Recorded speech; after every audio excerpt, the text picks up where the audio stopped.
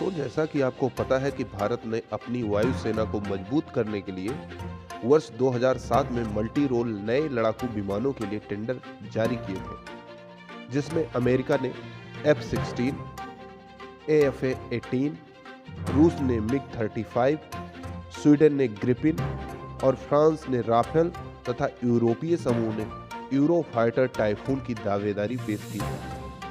27 अप्रैल 2011 को आखिरी दौड़ में यूरोफाइटर और राफेल ही भारतीय परिस्थितियों के अनुकूल पाए गए थे और अंततः 31 फरवरी 2012 को सस्ती बोली व फील्ड ट्रायल के दौरान भारतीय परिस्थितियों एवं मानकों पर सबसे खरा उतरने के कारण यह टेंडर राफेल को दिया गया। राफेल जेट को फ्रांस की कंपनी द सॉल्ट एविएशन के द्वारा बनाया जाता है।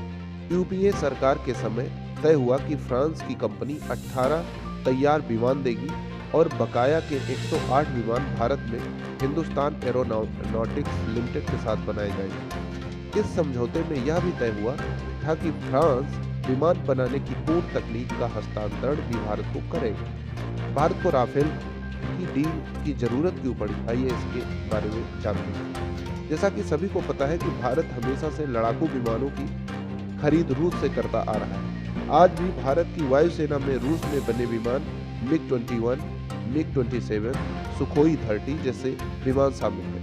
मिग-21 और मिग-27 की स्क्वाड्रन में गिरावट आई है और उम्मीद है कि 2018 के अंत तक ये पूरी तरीके से आउटडेटेड हो जाएंगे। इनकी जगह नई तकनीकी के विमानों को लाना होगा।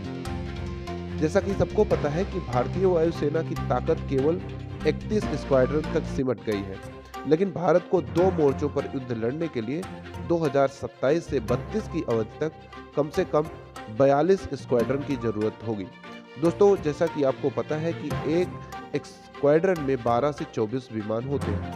भारत को अब 5वीं पीढ़ी के विमानों की जरूरत पड़ रही है, क्योंकि दुनिया के लगभग सभी देशों के पास उन्नत किस्म के लड़ाकू विमान हैं। यहाँ तक कि पाकिस्तान ने भी चीन से एडवांस्ड पीढ़ी के विमान JF-17 और अमेरिका से F-16 खरीद लिए हैं।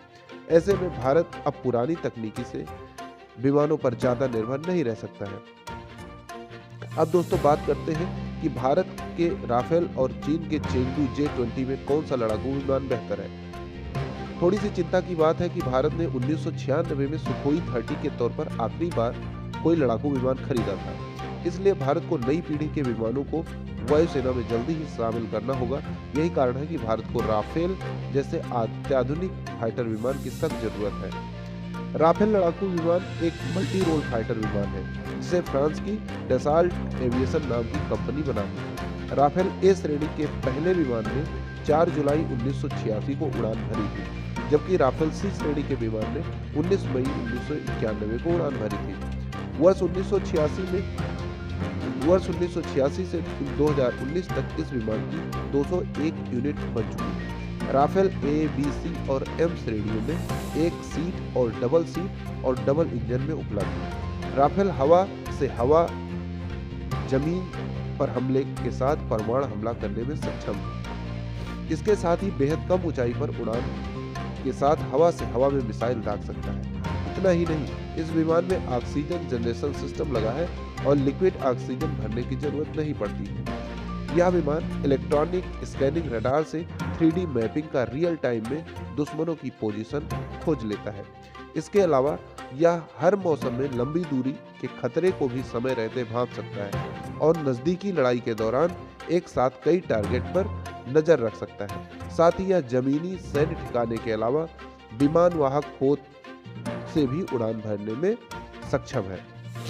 दोस्तों, अगर हम इसके कीमत की बात करें तो सूत्रों के मुताबिक कांग्रेस ने 126 राफेल जेट खरीदने के लिए 12 अरब डॉलर की डील की थी, जिसमें एक जेट विमान की कीमत 629 करोड़ रुपए थी।